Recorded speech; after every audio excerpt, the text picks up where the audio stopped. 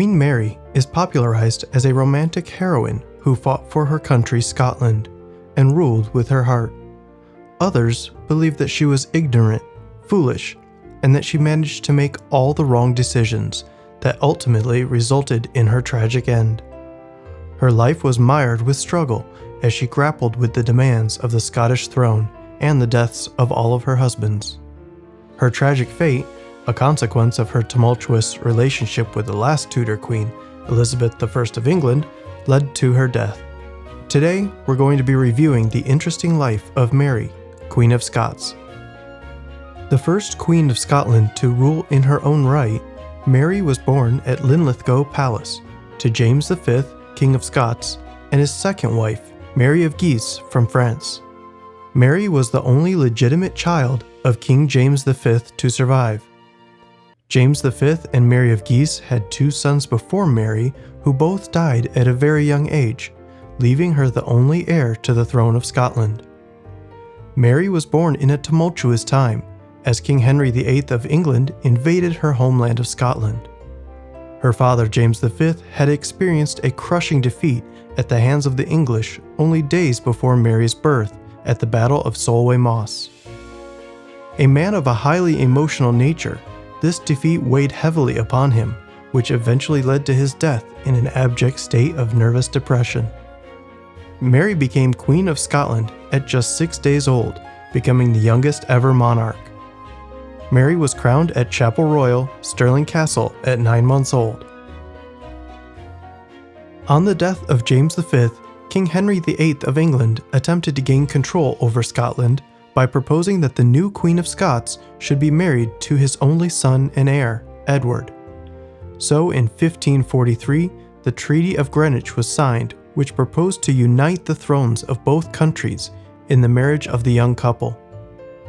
The treaty promised that when Mary reached the age of 10, she would marry Edward and move to England. The Queen Mother, Mary of Guise, did not favor the alliance and contradicted the agreement.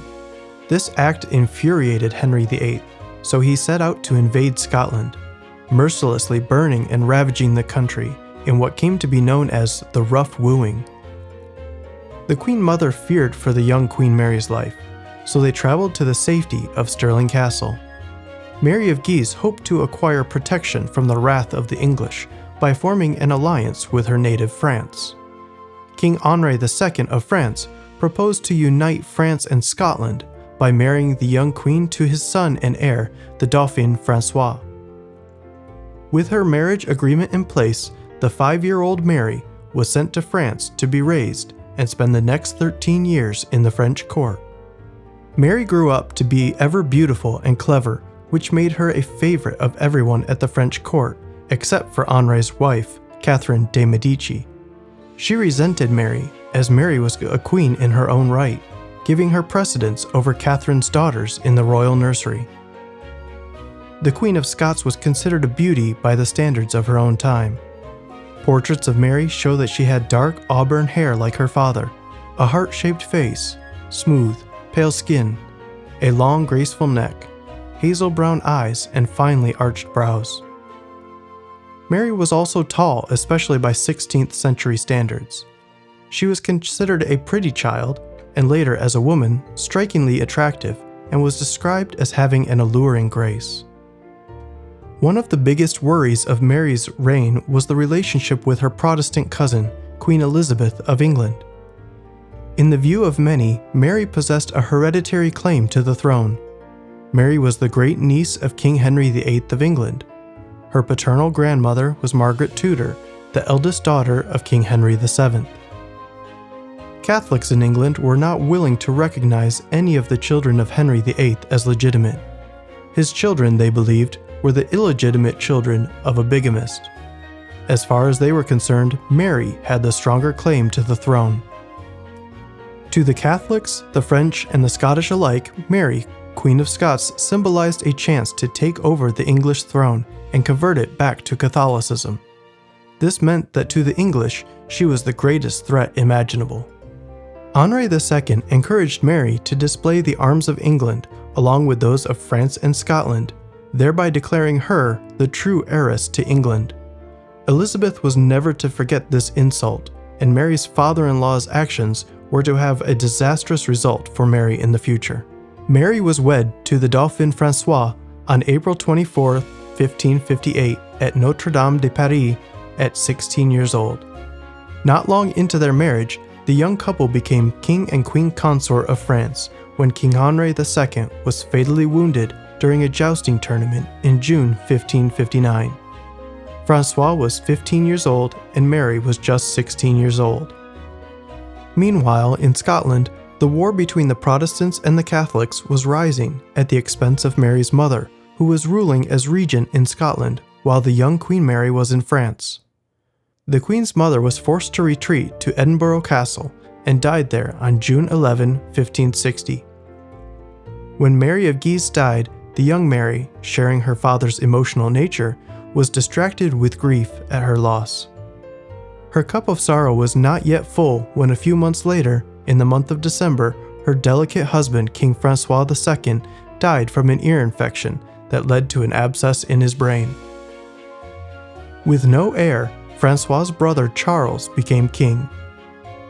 The 18-year-old Queen Mary had become a widow and was no longer welcome or influential at the French court, which was now controlled by her mother-in-law, Catherine de' Medici, who was regent to her son, King Charles IX.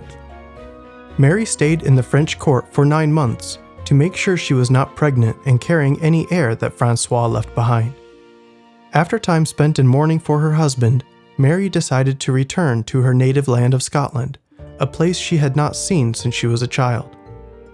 Months after her husband's death and having lost her position as Queen of France, not only did she have to say goodbye to the country that essentially raised her, but she also had to say goodbye to the crown that was no longer hers. Mary embraced her Scottish heritage and sailed back to her native Scotland. She landed at Leith on August 19, 1561, to take up her duties as Queen of Scotland. However, Scotland wasn't the place she'd known as a child any longer. Mary had little direct experience of the dangerous and complex political situation in Scotland. A growing faction of Scottish Protestants had sided with the English, and Scotland was becoming an officially Protestant country under the religious reforms led by John Knox, a Scottish minister, theologian, author, and reformer. He was the founder of the Presbyterian Church of Scotland. Mary tried to keep the peace and win the love of the Scottish citizens by promoting religious tolerance towards the Protestants. During this time, Mary considered several options for a husband and eventually settled for her English-born half-cousin, Henry Stuart, Lord Darnley. Lord Darnley was a Catholic and also a descendant of both James II of Scotland and Henry VII of England. Both Mary and Darnley were grandchildren of Margaret Tudor, sister of Henry VIII of England. This meant that Mary and Darnley were both legitimate heirs to the English throne, and their marriage strengthened each other's claims to the throne of England. Elizabeth and members of her court were outraged by this match. Mary seemed to be smitten by Darnley and impulsively rushed into marriage at Holyrood on July 29, 1565. Not long after their union, Mary realized that her marriage to Darnley was proving to be a disastrous one. Mary came to regard her husband as an embarrassment. Darnley was arrogant, a drunkard, and a self-seeker who demanded power. He was not content with his position as king consort, so he demanded the crown matrimonial, which would have made him a co-sovereign of Scotland, with the right to keep the Scottish throne to himself if he outlived his wife, the Queen of Scotland. Mary denied his request to be her equal, which eventually put a strain on the marriage. In October 1565, they conceived, which brought out Lord Darnley's jealous and scheming character. He was convinced that his wife's secretary, David Rizzio, was really the father of her baby, and led a group of conspirators to Holyrood Palace, where they brutally murdered and stabbed Rizzio 56 times while he tried to cling to the Queen's skirts for protection. Mary was heavily pregnant at this time and was forced to witness the murder of her close friend and personal secretary. She was never to forgive her husband for what he did, and she grew to loathe him intensely. On June 19, 1566, Mary gave birth to Prince James Charles at Edinburgh Castle. Darnley had served his purpose by providing an heir, and lords were already plotting to remove him from power. Darnley was the father of Mary's firstborn child, and under Catholic rules, she was forbidden to divorce him. The only way she could get out of her marriage was if her husband died. Darnley feared for his safety, and after his son was baptized, he went to Glasgow to stay at his father's estate. At the beginning of his journey, he was afflicted by a fever, possibly syphilis, and he remained sick for weeks. Mary prompted her husband to stay at Kirkfield, a former abbey, to recuperate from his illness. Queen Mary visited him daily, so that it appeared that a reconciliation was in progress. But on the night of February 10, 1567, Lord Darnley was mysteriously killed in an explosion at Kirkfield. The house was destroyed with gunpowder. Darnley was found dead and smothered in the garden, with his servant presumably having escaped the blast. Mary and Lord James Hepburn, the 4th Earl of Bothwell, were the immediate suspects. By the end of the month, Bothwell was generally believed to be guilty of Darnley's assassination, and rumors quickly spread that Lord Darnley had been killed by Bothwell under Mary's command. Bothwell was tried for the assassination, but was acquitted and cleared of Darnley's murder. A few months after that, he and Mary were married. Despite the Lords' advice not to marry Bothwell, the Queen foolishly consented to marry him. The marriage took place on May 15, 1567, at Holyrood Palace. This was a bad decision for the Queen, because their marriage was seen by most as proof that the two had conspired in Darnley's death. The outraged Scottish lords rose together and revolted in the name of the now fatherless Prince James. 26 Scottish and Protestant nobles, known as the Confederate Lords, turned against the Queen and Bothwell and raised their own army. The confrontation took place at Carbery outside Edinburgh. Mary surrendered and was taken prisoner firstly to Edinburgh, then to a castle in the middle of Loch Leven. On June 23, while in prison, Mary miscarried twins fathered by Bothwell. A month after that, she was forced to abdicate her throne in favor of her 1-year-old son, James. Her new husband, Bothwell, fled to Scandinavia, where he was captured and imprisoned. Bothwell eventually went insane and died in 1578, with Mary never seeing him again. On May 2, 1568, Mary escaped from Loch Leven and assembled a small army to face the forces of her treacherous half-brother James, the Earl of Moray, who was appointed regent. Mary met the rebels in the Battle of Langside, but was defeated. Mary fled from Scotland and rode south to England in hopes that her cousin and fellow monarch, Queen Elizabeth, would help her regain her throne. Queen Elizabeth initially welcomed Mary, but was soon forced to put her own cousin under house arrest. Mary, having the right to the throne of England, became the focus of various English Catholic plots to overthrow Elizabeth. Mary was taken to Carlisle Castle in Staffordshire, where she spent 15 years in house arrest. She was permitted a staff, including her secretary, maids, cook, physician, and a few Scottish nobility. She was moved to Bolton Castle in July 1568 because it was further from the Scottish border, but not too close to London. She stayed under house arrest in England for almost 2 decades. After enduring so many years in English captivity, Mary attempted to negotiate with her son James, now the King of Scotland, an association that would allow her to be co-ruler of Scotland.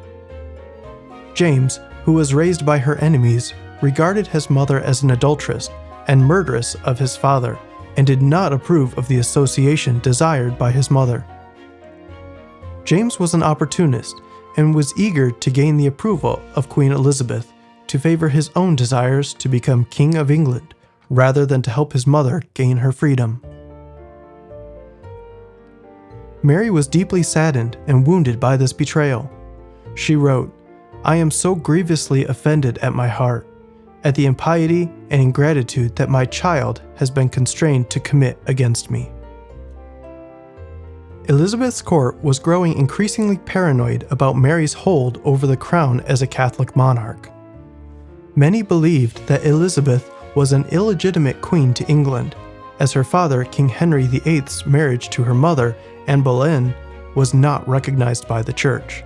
Over the next few years, Mary was regularly accused of being involved in plots to kill her cousin.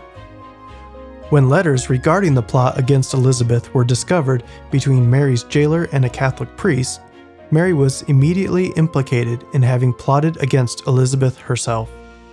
A reluctant Elizabeth eventually signed Mary's death warrant, and her fate was sealed.